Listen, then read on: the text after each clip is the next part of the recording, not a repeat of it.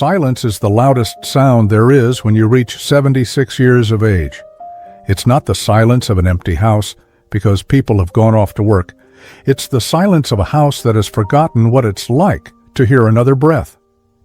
I spend most of my day counting the minutes on the wall clock in the living room.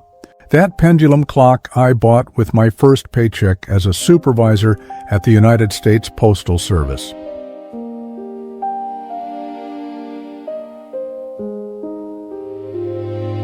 It makes a dry, steady sound, as if it were chewing through the little time I have left.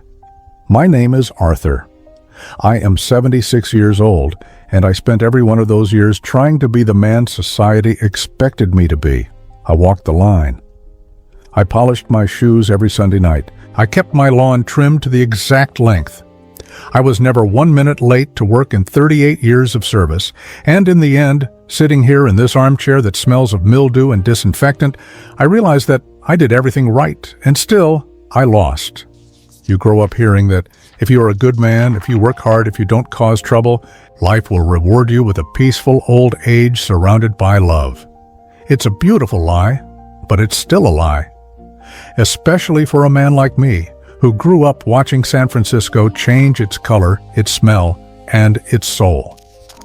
I live in the Fillmore district. They used to call this place the Harlem of the West. There was jazz on every corner, the smell of Southern food drifting through open windows, and a feeling that, despite everything happening out there, we were safe here. Today, the Victorian houses around me have been painted in pastel colors by people who don't know who Duke Ellington was.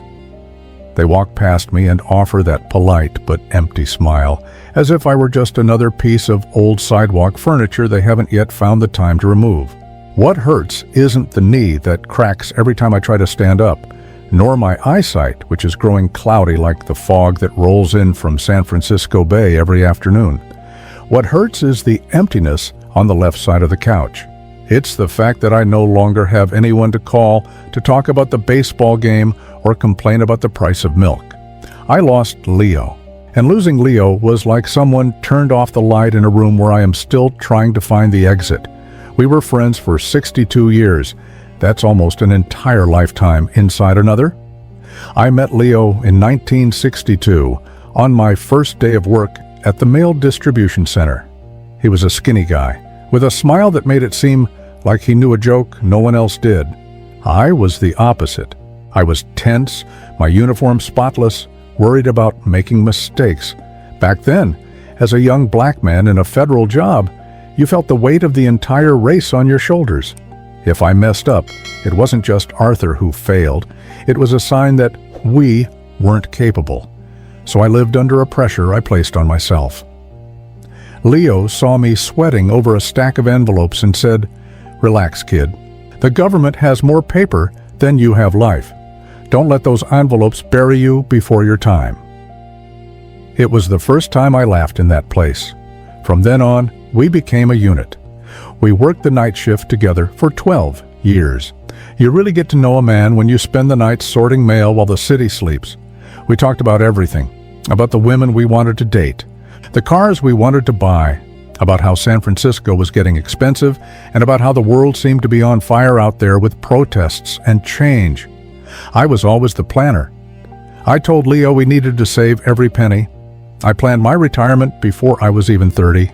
I used to say, "Leo, if we do everything right, if we have our house, our pension, and our dignity, no one will be able to take anything from us."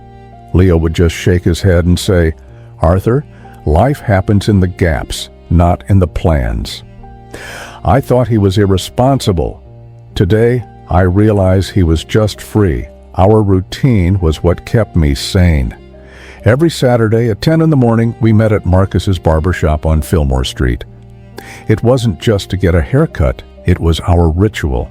That was where the world made sense. The smell of talcum powder, the sound of scissors, the radio tune to some soul music station, and the heated debates about politics and sports. Leo always sat in the chair next to mine. We argued about who the best Giants player was or whether the new mayor would really keep his promises to the black community. After the barbershop, We went to a small cafe that is now an outrageously expensive organic store. We sat at the table in the back and ordered black coffee and apple pie. It was in those moments, surrounded by the smell of coffee and the dim morning light, that we were truly ourselves. Without the masks of model citizens, without the armor we needed to wear to survive in a world that so often looked at us with suspicion. The problem with doing everything right is that you start to believe you have control over time. I postponed so many things. When Leo invited me on a road trip to Los Angeles to see some old friends, I said, "I can't, Leo. I have to work overtime to secure the emergency fund."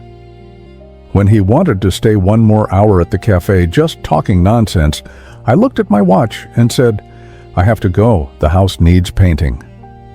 Oh, I was always building a future, without realizing that the future is a desert if you arrive there alone.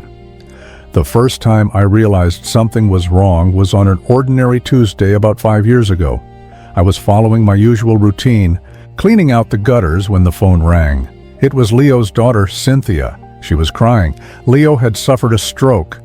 A small clot, the doctor said, but one that caused enormous damage. I went to the hospital immediately. I was still wearing my gardening apron. When I walked into that room, the smell of alcohol and sickness hit me like a punch. Leo was lying in that white bed, surrounded by machines making rhythmic beeping sounds. He looked so small. The man who had the broadest smile in San Francisco now had half his face paralyzed and his eyes lost somewhere I couldn't reach. I sat in that uncomfortable plastic chair beside his bed. I stayed there for hours. I didn't know what to say. For the first time in 60 years, the silence between us wasn't comfortable. It was heavy with fear. I held his hand, the hand that had stamped thousands of letters with me, the hand that had patted my back when my father died, and it was cold. The process of losing Leo wasn't quick. It was a slow, painful, cruel erosion. He didn't die that day, but the man I knew began to disappear. He developed what the doctors called vascular dementia. Little by little, the memories we shared began to leak out of him like water from a cracked bucket.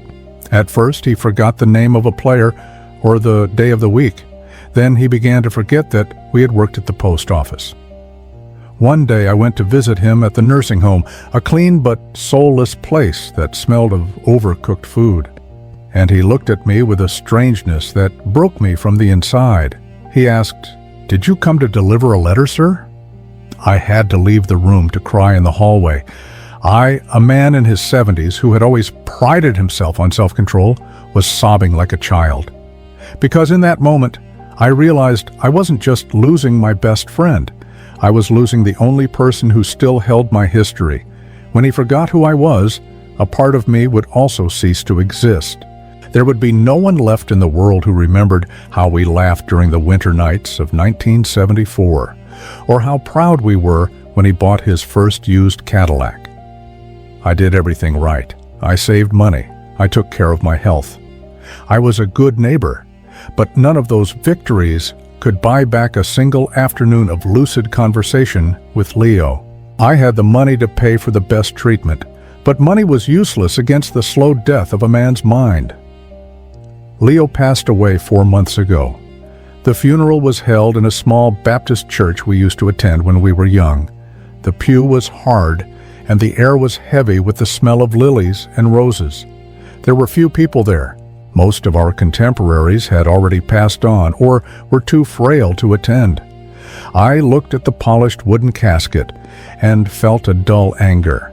Anger at myself. Anger for believing that work and respectability were the ultimate goals.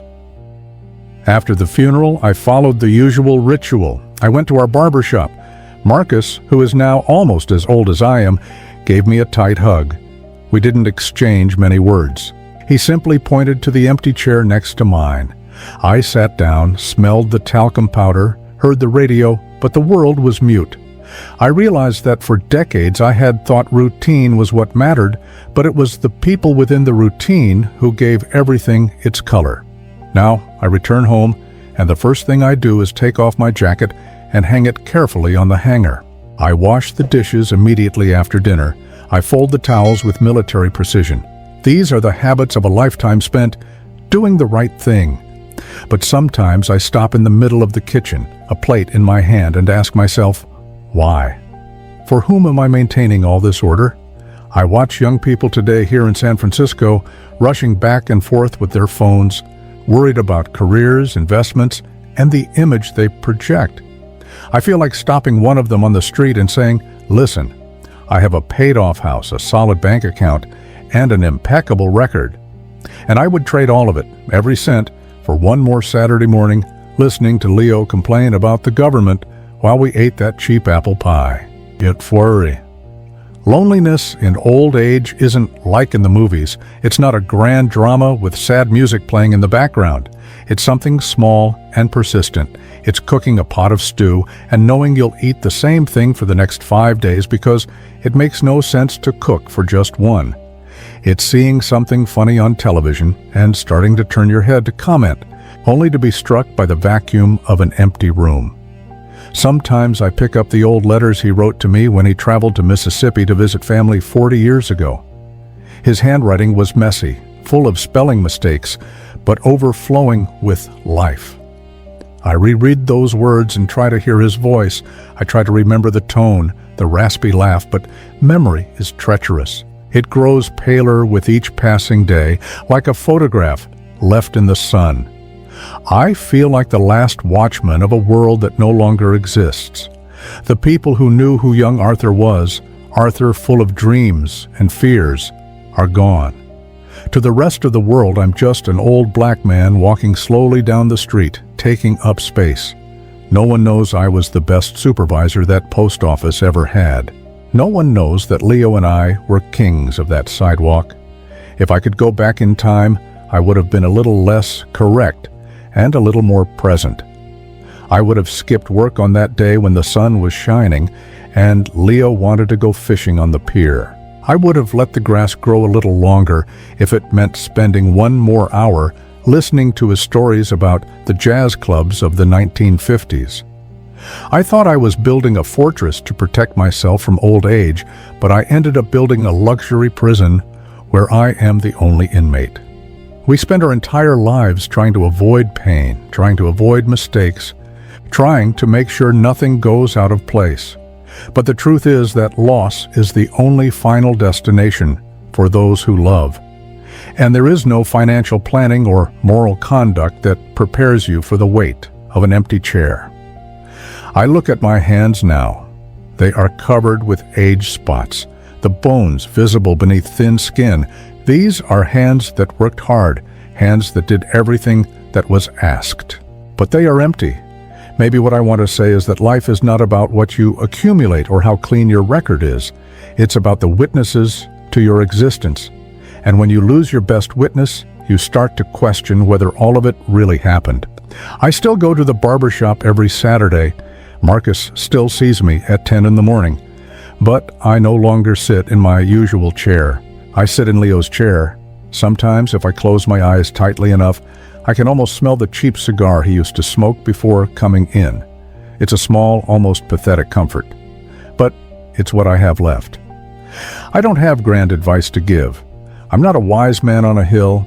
I'm just a 76-year-old man who discovered too late that the greatest wealth I ever had wasn't in the bank, but in late-night conversations and the handshakes of a friend who knew me better than I knew myself. Night is falling here in San Francisco. The fog is creeping up the street, hiding the expensive houses and modern cars. I will lock the door, check the windows 3 times, as I always do. I will lie down in my bed made with Egyptian cotton sheets that cost a small fortune. And I will wait for tomorrow, praying that in my dreams, Leo still remembers my name. Because out here, in the real world, I did everything right. I followed all the rules. I won the game of life, according to what I was taught. But as I stare at the ceiling in the dark, I know the truth. I lost. And worst of all, there is no time left for a rematch. If you still have someone who knows your story, someone who laughs at your old jokes and remembers who you were before the world wore you down, Protect that. Forget the lawn, forget the overtime, forget the damn respectability for a moment. Because in the end, when the pendulum clock is chewing through your final minutes, you won't remember your bank balance. You'll miss the voice that is now just an echo in your memory. 76 years, a beautiful house, a secure pension, and a silence that crushes the chest. That is the price of having done everything right and forgotten to live what truly mattered. I hear the wind hitting the window. It's a cold sound. I pull the blanket up, but the cold doesn't come from outside. It comes from this emptiness beside me. I did everything right, Leo. I did everything exactly as I planned. But my God, how I wish I were wrong now and had you here to laugh in my face one last time. If my story touched you in any way, if you felt the weight of what I'm saying, maybe you can look around today. Don't give me likes or virtual applause. Just call someone. Go have that coffee you've been postponing, because time is a silent thief, and it doesn't care about your plans. It simply takes what we hold most precious, while we're too busy trying to be perfect. Now I'm going to close my eyes. The clock keeps ticking, 1 second at a time. 76 years, and I'm still learning how to say goodbye. If you want to tell me your story, or if you also feel this emptiness, I'll read what you write. It's good to know that somewhere there are still voices trying to break the silence. Good night, San Francisco. Good night, Leo. Wherever you are, I hope the apple pie is better than the one here.